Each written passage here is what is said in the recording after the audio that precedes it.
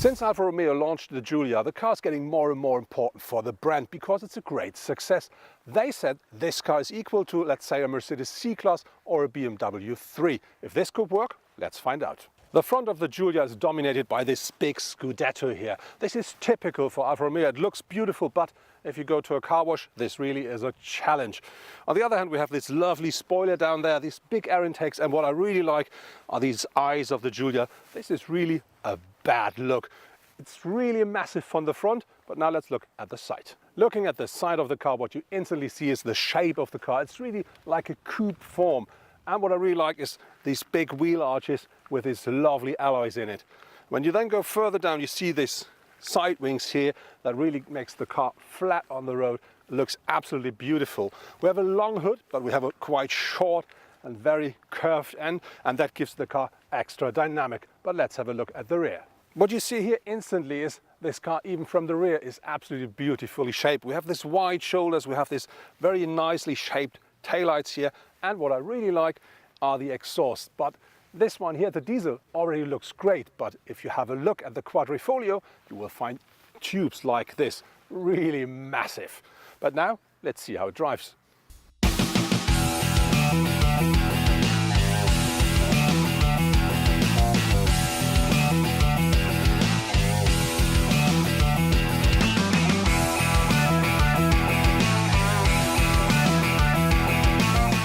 Our test car features the 2.2-liter diesel engine, and that offers 180 horsepower.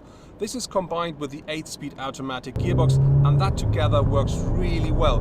The car accelerates instantly when you put the pedal to the metal, and you always have the feeling that you have more than enough power. I think from time to time it feels like it offers more power than it should have with 180 brake horsepower. When you drive the car and you focus on the drive, which you should with an Alfa Romeo, this is really, really nice. But there are some bits and pieces which will remind you this is still an Italian car. For instance, the sound of the indicator, to be honest, horrible. Driving the Giulia is really very nice. It's great fun because what I absolutely do love is how the car responds to all of my actions.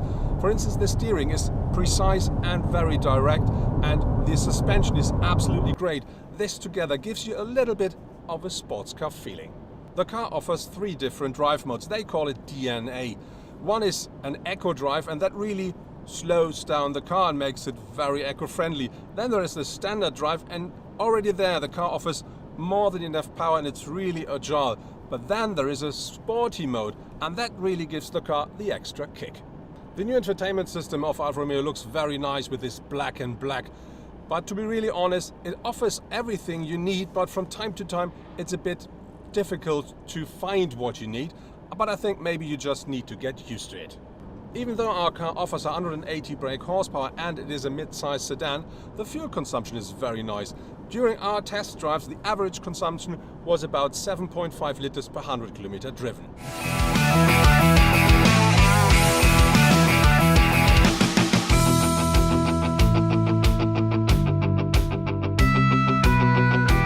For the Giulia, Alfa Romeo offers a variety of engines. There is a 2-liter petrol engine that offers either 200 or 280 horsepower. Or if you want, you have the top version, which is called Quadrifoglio, and that offers a 2.9-liter V6 B-turbo with 510 brake horsepower.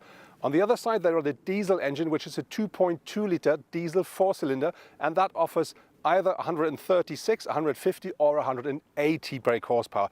You can order the Giulia either with a 6-speed manual or an 8-speed automatic gearbox, but the 8-speed automatic is not available for the 136 horsepower engine. When you look at the interior of the Giulia, you instantly see they really put a lot of effort into it. It not only looks good, it also touches good. And what I really like is this screen here. It's completely black in black, and that looks absolutely great. And the good thing here, you have a lot less reflections than with some other systems. If you look at the steering wheel, this really is a sports steering wheel that looks good and it feels good as well. Then we do have this gear shift pedals here, which I think they look great, but if you're not used to them, you always touch them when you try to reach the wiper or if you try to reach the indicator. On the other hand, the cockpit is really nicely made. It's clear and it's absolutely driver focused, so something that I think is very nice. Regarding to the quality, to the craftsmanship, I have to say, yes, it is really nicely made, but we do have loads of quite wobbly stuff in here, where I think if you want to compete against Mercedes-Benz or BMW or let's say Audi, you may do a little bit more.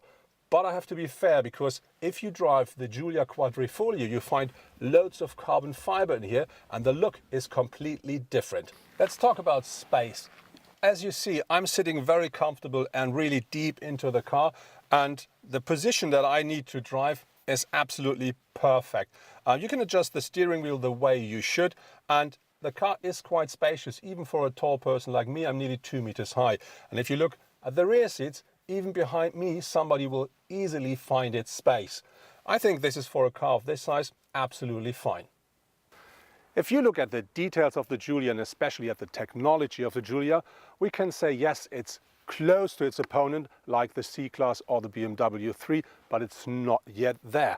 But if you look for a car and you only want to drive it, you want to enjoy the car, and you want something that is really beautifully shaped, absolutely unique, this could be yours.